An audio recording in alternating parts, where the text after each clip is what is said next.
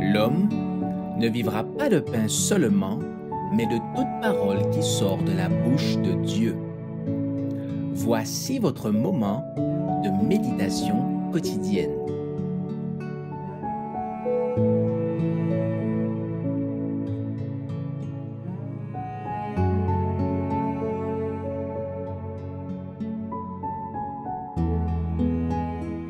Le destin des hommes, le 1er novembre.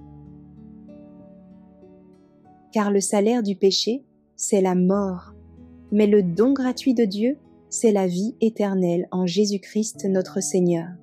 Romains chapitre 6, verset 23.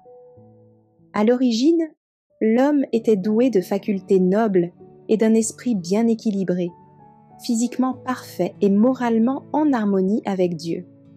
Ses pensées étaient pures, ses aspirations saintes.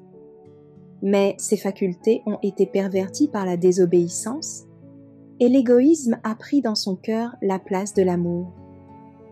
Sa nature morale a été tellement altérée par la transgression qu'il lui est devenu impossible, par sa propre force, de résister à la puissance du mal.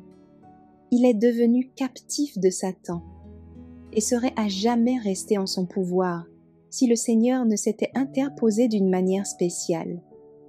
Le but du tentateur était de fausser le dessein en vue duquel Dieu créa l'homme et de couvrir la terre de ruines et de désolation. Cela fait, il se proposait de montrer que ces ruines étaient à la conséquence de la création de l'homme. Dieu, dont nous sommes par nature des ennemis, veut restaurer en nous son image, mais à condition que nous lui donnions notre cœur sans partage. Comme cela nécessite une transformation complète de notre nature, il faut que nous nous abandonnions entièrement à lui. La guerre contre le moi est la plus grande qui ait jamais été livrée. L'abandon de soi-même, la soumission entière à la volonté de Dieu, ne s'obtient pas sans combat.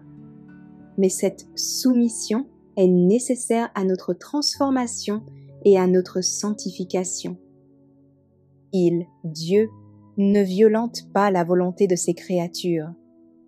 Il ne peut accepter un hommage qui n'est pas volontaire et qui ne lui est pas donné intelligemment et de bon cœur. Une soumission forcée empêcherait tout vrai développement intellectuel et moral. Elle abaisserait l'homme à l'état d'automate. Tel n'est pas le dessein du Créateur.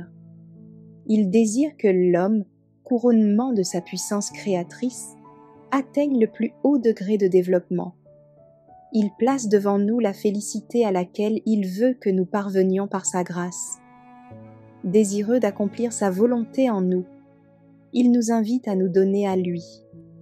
À nous de nous décider si nous voulons être affranchis de l'esclavage du péché et participer à la glorieuse liberté des enfants de Dieu.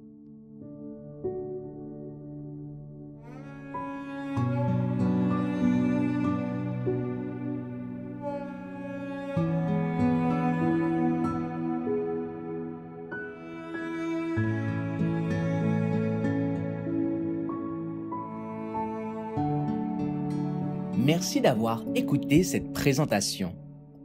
Assurez-vous de nous rejoindre demain pour votre moment de méditation quotidienne avec lereste.org.